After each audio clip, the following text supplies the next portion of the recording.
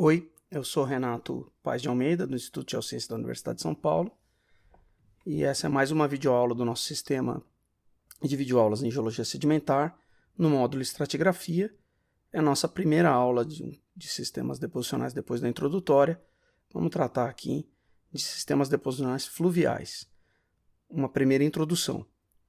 Nós vamos discutir o conceito de rios aluviais, a ideia de que existe uma dinâmica erosiva, uma dinâmica deposicional, com transporte e deposição seletiva e um transporte muito importante nos sistemas fluviais.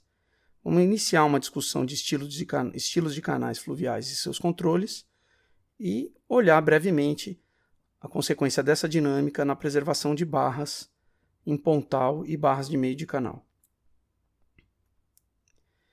Um conceito muito importante para se discutir quando se fala de sistemas deposicionais aluviais, fluviais, é o conceito de rios aluviais.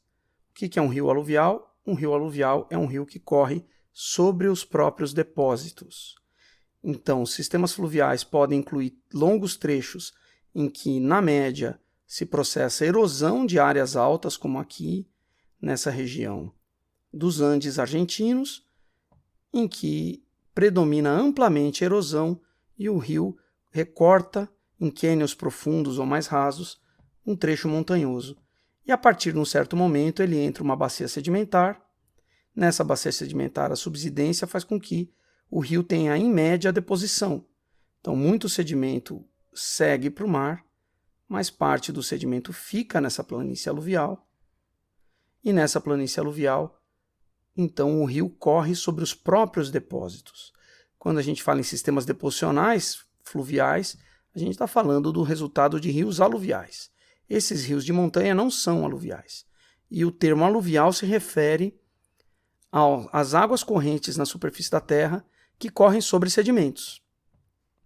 Então, esses rios eles são grandes ferramentas de transporte, como a gente já discutiu em videoaulas sobre o sistema de produção e transporte de sedimentos na terra, muito transporte para as bacias finais, mas parte do sedimento que eles trazem fica na planície aluvial na forma de depósitos, que pode ter tempos de residência variáveis e parte deles fica preservado no registro de longo prazo. Então a aula de hoje, sistemas deposicionais fluviais, trata de rios aluviais. Rios de montanha vão entrar apenas de forma acessória aqui.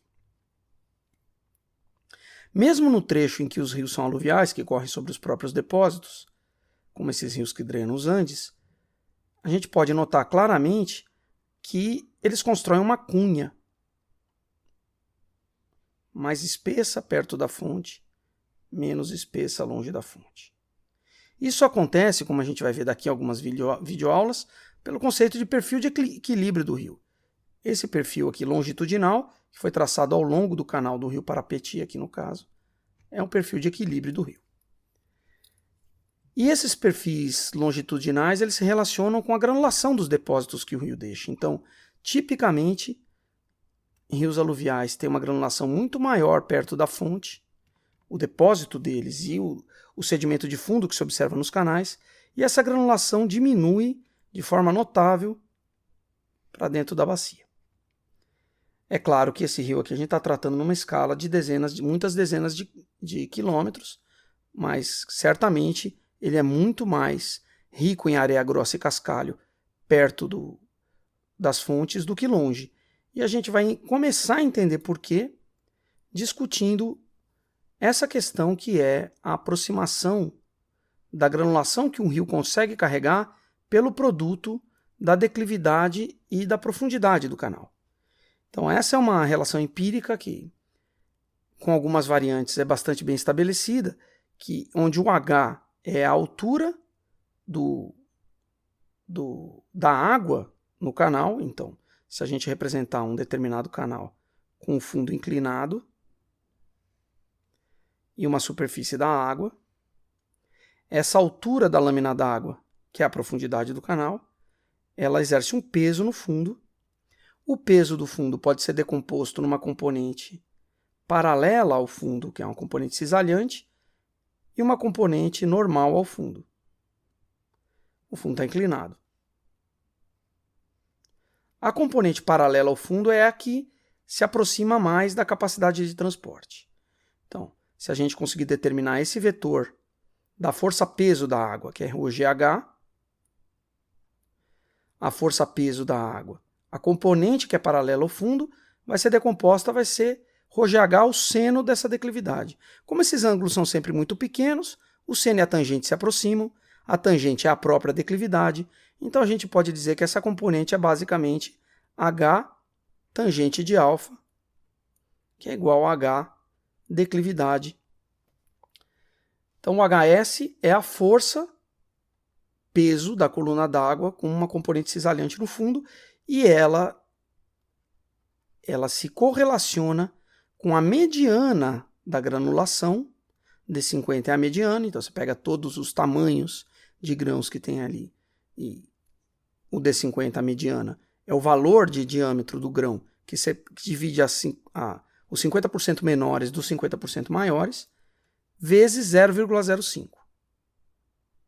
Então, num perfil típico longitudinal desse, a gente tem uma redução gradual da declividade, que implicaria, obviamente, numa redução do D50. Então, certos sedimentos não conseguem mais ser carregados porque a declividade diminuiu. É claro que o H também pode mudar, por mudança do estilo de canal, como veremos, ou um sistema que recebe afluentes, a altura da lâmina d'água tende a ir aumentando e compensar um pouco esse efeito. Mas, na média, todos os sistemas fluviais têm uma perda de capacidade de transporte com a perda da declividade do sistema em direção à bacia terminal. Então é por isso, é uma primeira aproximação, que a gente tem aqueles sedimentos mais grossos na região proximal e sedimentos mais finos na região distal. Então aqui os sedimentos são mais grossos e eles vão ficando gradativamente mais finos, mesmo no próprio canal, como aqui o canal do Rio Parapeti, que nesse trecho de montanha é entrelaçado. Uma lâmina d'água muito pequena, um canal efêmero, ele quase nunca existe, mas ele marca um perfil longitudinal com uma redução da declividade, como a maioria dos rios do mundo faz. Isso implica numa redução da granulação. Agora a gente vai começar a entender um aspecto bastante importante dessa dinâmica de rios, que boa parte do sedimento é levada para a bacia final, parte fica em armazéns de sedimento próximo ao cinturão de canais ou na planície de inundação, e como que é a dinâmica de interação entre o sedimento que o rio deposita e o próprio canal do rio, porque a deposição interfere no canal e o canal também promove erosão. Então vamos tentar entender como isso funciona. E a primeira coisa que a gente tem que ver é que muitos dos rios têm uma sinuosidade grande. A declividade do vale é para cá, e o rio não é simplesmente um fluxo de água que segue a declividade. Ele tem uma grande sinuosidade e acaba percorrendo um caminho mais longo do que a linha reta, que seria a água descendo apenas a declividade. Como isso acontece? Isso acontece por causa dessa interação água-sedimento e da tendência que o rio tem de erodir em certas épocas ou em certos trechos e de depositar em certas épocas ou certos trechos. Vamos começar vendo essa dinâmica aqui que a gente chama de rio meandrante. Vou apagar isso aqui. Puxar o nosso bloquinho de desenho. O que acontece aqui? Imagina que a gente tem um canal que é sinuoso e que tem uma certa largura.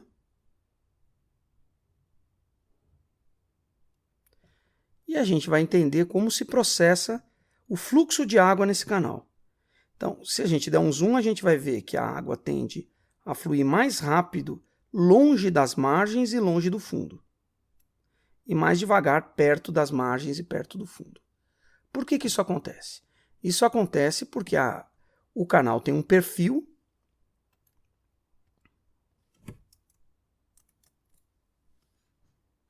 visto de frente. Então o canal tem um perfil e a água vai fluir e vai sofrer forças de resistência do atrito com o fundo e do atrito com o ar, que é muito menor. Então a zona de maior velocidade das águas vai ser aquela zona que é mais longe das bordas. E a velocidade diminui gradualmente em contato com o fundo.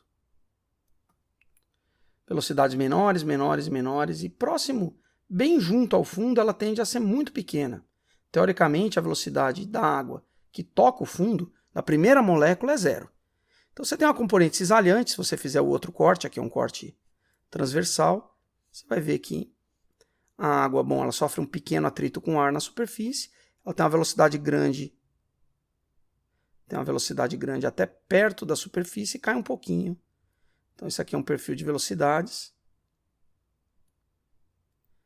E ela tende a linearmente reduzir a velocidade até que, quando encontra o fundo, é perto de zero.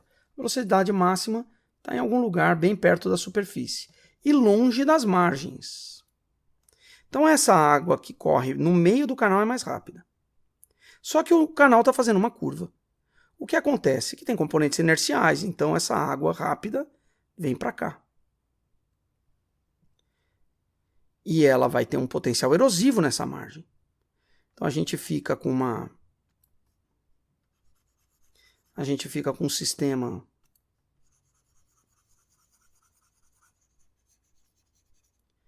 em que essa água de superfície foi para a margem. Então, se a água de superfície vai para a margem, esse banco em que a água de superfície foi para mais perto da margem tende a ter uma inclinação maior, é um banco erosivo. O outro banco tende a ter uma inclinação menor.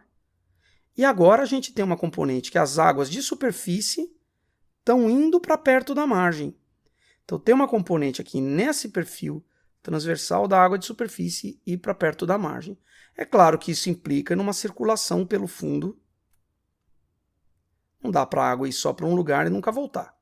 Então, como ela vai da superfície para lá, ela tende a ter esse padrão de giro nas curvas do canal. Então, a tendência é se erodir esse banco e depositar nesse banco. Se a gente olhar o sistema de canais que está aqui na foto, a gente vai ver nitidamente que tem uma característica aqui, nessas laterais do lado externo da curva, tem umas paredes mais íngremes, na parte que está para fora da água. E isso é o trecho em que o canal está erodindo. Para compensar isso, a parte interna tem um depósito de areia de baixa declividade, uma praia. E aquele perfil de baixa declividade indo para o fundo e o fundo estando mais perto da margem erosiva abrupta pode ser observado aqui, se você olhar o fundo do canal. Então essa dinâmica está acontecendo aqui. Então um banco está erodindo, o outro banco está depositando. Como a gente vai ver, isso resulta numa barra específica, um depósito. Toda essa parte aqui é um depósito sedimentar que foi, e essa parte aqui também, é um depósito sedimentar que aconteceu com um processo dinâmico, assim como essa, um processo dinâmico de deposição na parte interna da curva. Se a gente pensar qual a consequência disso para a sinuosidade, a gente pode imaginar que inicialmente a gente tem um canal de baixa sinuosidade, só que ele progressivamente erodiu a parte externa das curvas e depositou nas internas. Então, ele mudou de lugar, ele erodiu a externa, depositou na interna. Então, você tinha um canal, vamos pôr uma largura nele original. Ele tinha uma largura original. E aí, depois de algum tempo, ele erodiu a parte externa da curva e depositou na interna. Deixou toda uma barra depositada a mais na parte interna e aumentou a sinuosidade. Ele tem que percorrer um caminho maior do que percorria antes. E isso pode continuar numa terceira fase. A parte externa é erodida e a interna deposita. A sinuosidade aumenta ainda mais, até que o processo pode chegar num limite em que, se erodir mais da parte externa desse trecho, se rompe essa conexão e o canal volta a ter menos sinuosidade. Então o novo canal vai passar aqui, o último deles. Ele fez essa curva, cortou um atalho aqui e veio para essa curva. Abandonou um trecho de canal que existia quando a sinuosidade foi máxima aqui. Então essa é uma dinâmica típica desse tipo de rio. A gente já vai ver que tipo de rio é esse, mas é um rio que tende a erodir a parte externa da curva e depositar na parte interna.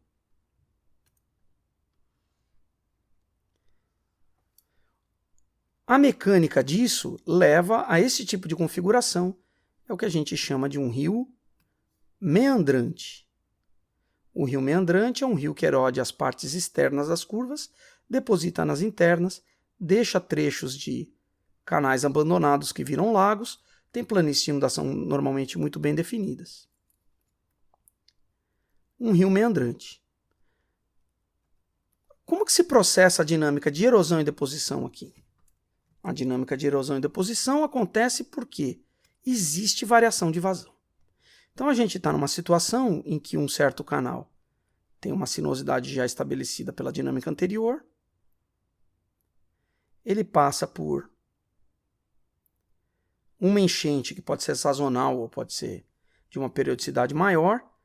Durante esse evento de enchente, o que acontece com o nosso HS, que é igual a 0,05 D50, durante a enchente o H aumenta, que é a profundidade do canal.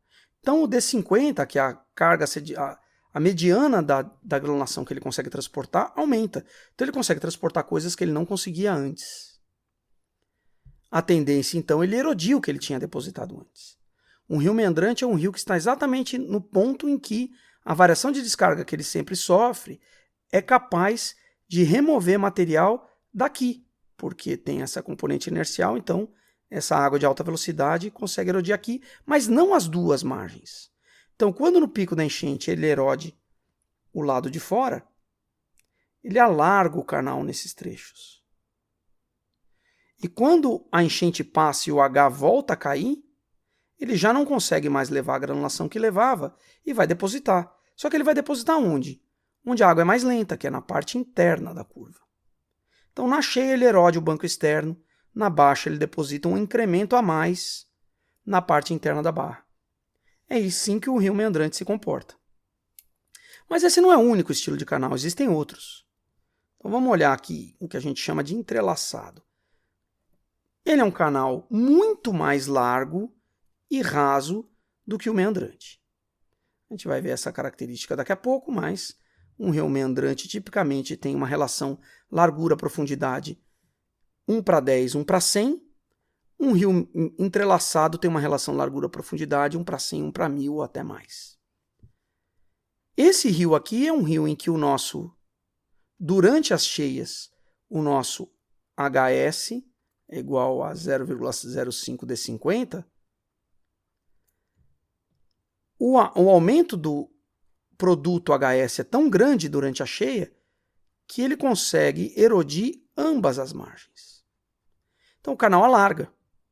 Então, com a mesma vazão, ele vai ter uma largura maior, a velocidade diminui em consequência disso. E aí, quando a enchente acaba e o H diminui, ele não vai depositar num banco, ele erodia os dois. Então ele larga uma série de barras de meio de canal. Fica bem rasinho. Esses rios são típicos de áreas que têm declividades altas e variação de vazão, um DH muito grande. Se a variação de vazão for maior aqui no rio meandrante, ele pode não ser capaz de erodir só o banco externo, mas os dois. Então ele vai alargar e vai começar a depositar barras de meio de canal. Esses rios aqui tipicamente têm variação de descarga e declividade maior, esses menor. Mas isso aqui também acontece, o meandrante acontece em declividades altas. Se a declividade for de fato pequena, o padrão que a gente encontra é de um rio retilíneo. Um rio retilíneo é um rio que os ciclos normais de variação de vazão dele não são suficientes para erodir nenhum dos bancos. Ele tem apenas barras alternadas dentro do canal e elas são erodidas e depositadas com a variação de descarga. Então é um HS menor, uma variação de descarga talvez menor, típico rio de águas planas, de áreas planas, baixíssima declividade, em planícies deltaicas, planícies costeiras ou outras áreas de baixa declividade do mundo. Mas existe, além do meandrante, do entrelaçado e do retilíneo, um quarto estilo.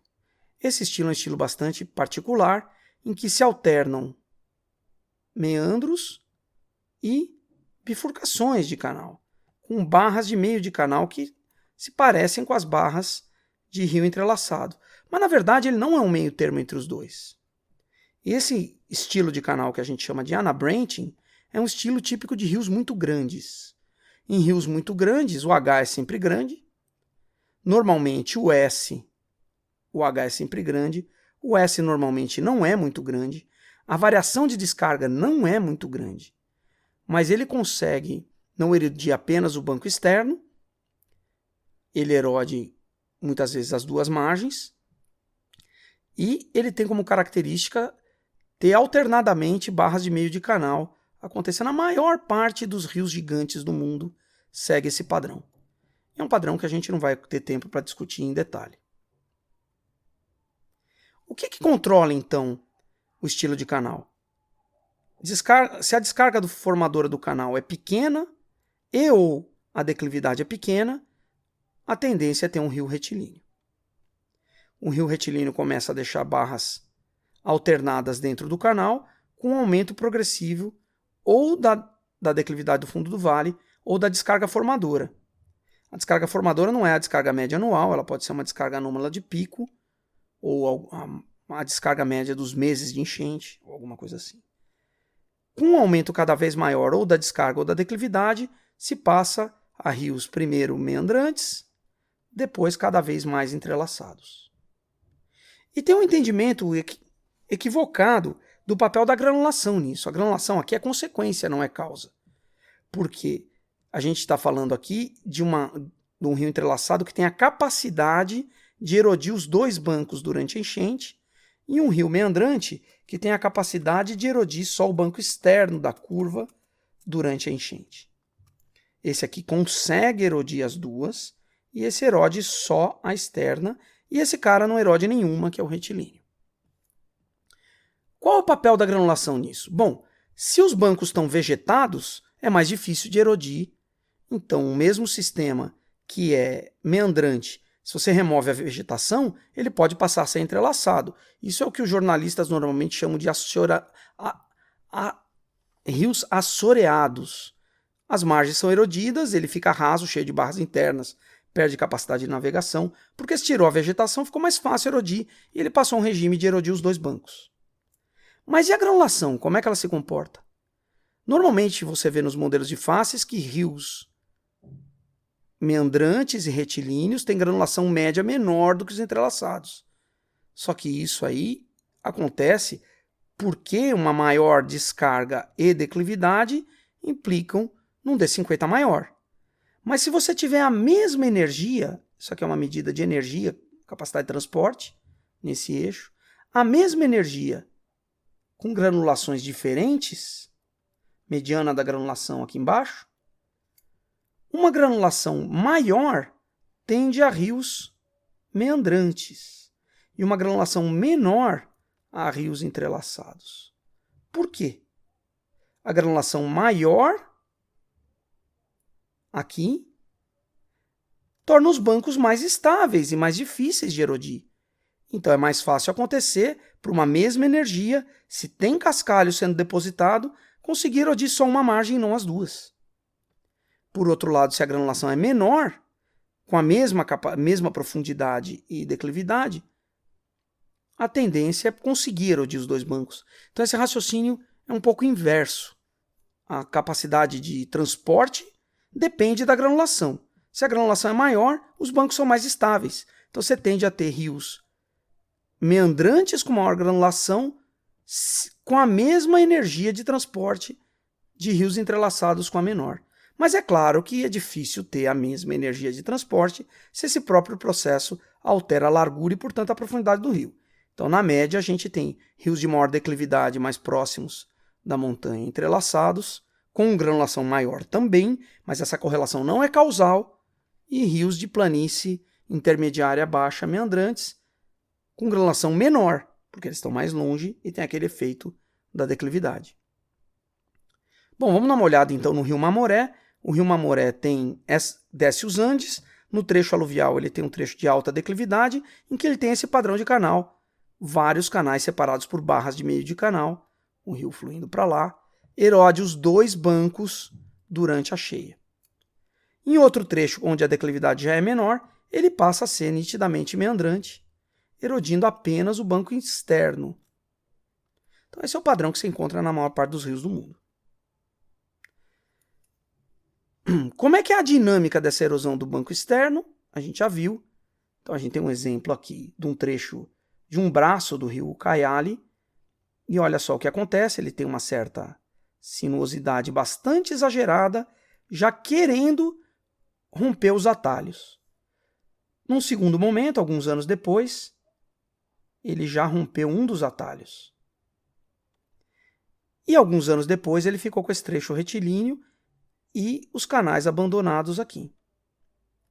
Isso aqui é um rio no centro da Ásia, o Caratal, e aqui a gente pode ver nitidamente que antigas posições de canal deixaram marcas do banco interno, que a gente chama de scroll bars, marcas do banco interno, que mostram que o banco externo está erodindo, o interno está depositando, a margem interna do canal já foi aqui, passou para cá, passou para cá, passou para cá, e isso deixa um depósito.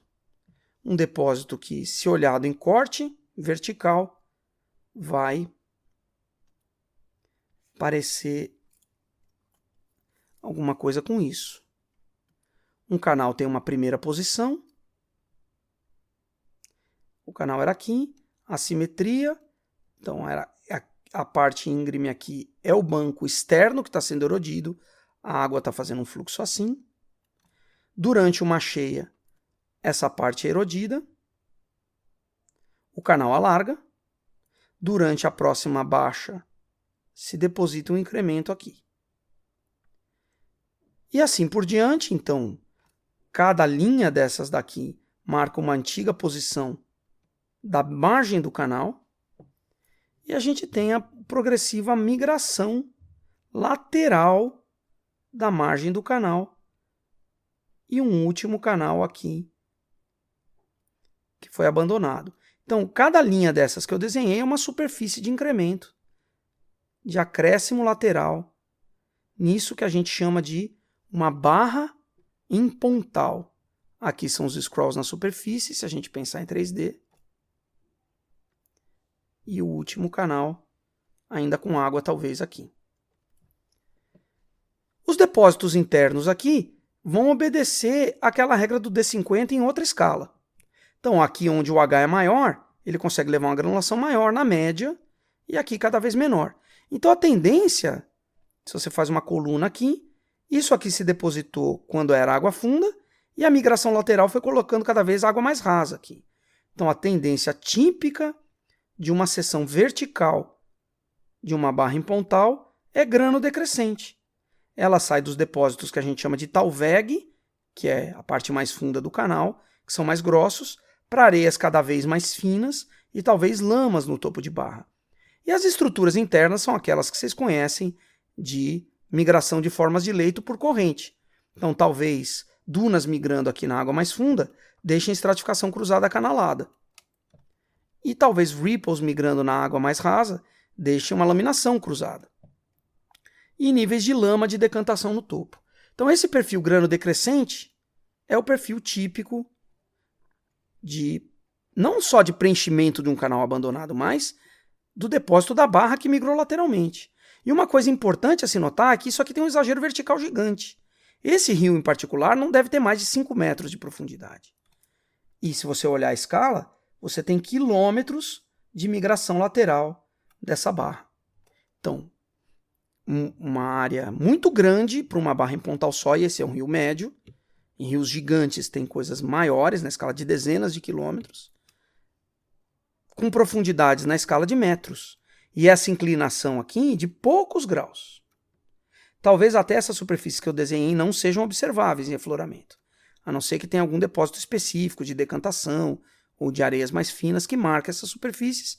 Vai se ver só esse padrão grano decrescente, talvez uma superfície de reativação a outra que sugira a migração lateral.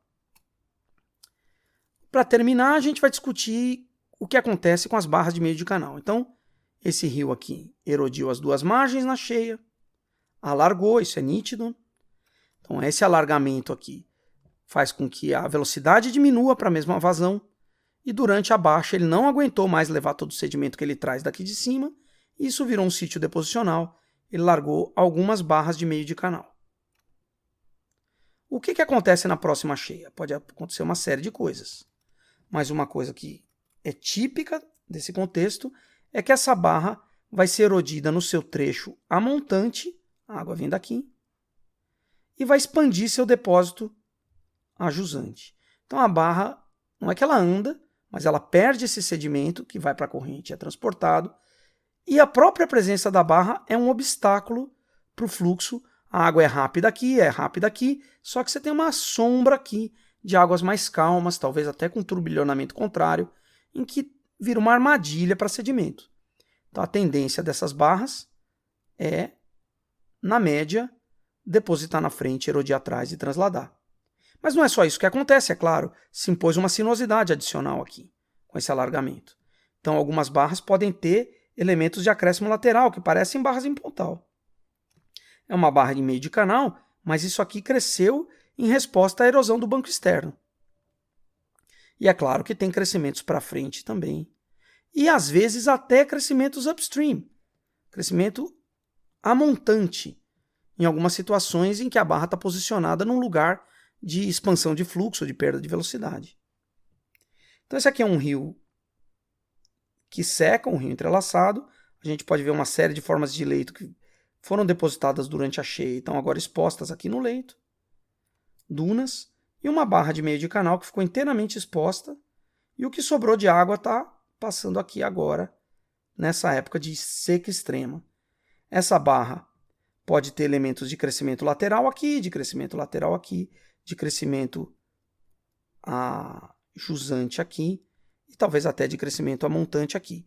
A estratigrafia é mais complicada do que uma barra em pontal. E tem uma outra característica importante de se dizer, é que nesses sistemas a granulação tende em cada uma das barras a ser maior. Se a corrente é para cá, ela tende a ser maior aqui e menor aqui. As barras em pontal também sofrem isso. Então ela tende a ser maior aqui a granulação e menor aqui. Muitas vezes a granulação na parte mais amontante da barra é muito parecida com a do Talweg. Então aqui fica muito difícil de se definir aqueles claros perfis verticais granodecrescentes. Existe uma granodecrescência nesses depósitos de barra de meio de canal, que são os depósitos típicos de rios entrelaçados. E existe uma certa granodecrescência, pode haver até preservação de faces de topo de barra, mas ela não é tão marcante quanto na maioria dos rios meandrantes. Claro que tem rio meandrante também, que leva uma granulação com pouca variação, sempre a mesma granulação, então isso não é tão marcante. Mas o rio entrelaçado tende a ter esse perfil. É claro também que os rios entrelaçados são muito mais rasos do que os meandrantes de mesma descarga. Então, se lá a gente fala em metros a dezenas de metros, aqui é muito raro passar de 10 metros de profundidade um canal de rio entrelaçado, só os maiores entrelaçados do mundo conseguem fazer isso, e, portanto, o depósito preservado de uma barra de meio de canal também vai ter apenas uns poucos metros. Detalhes sobre essas barras a gente pode ver em outras aulas. Por enquanto, é só.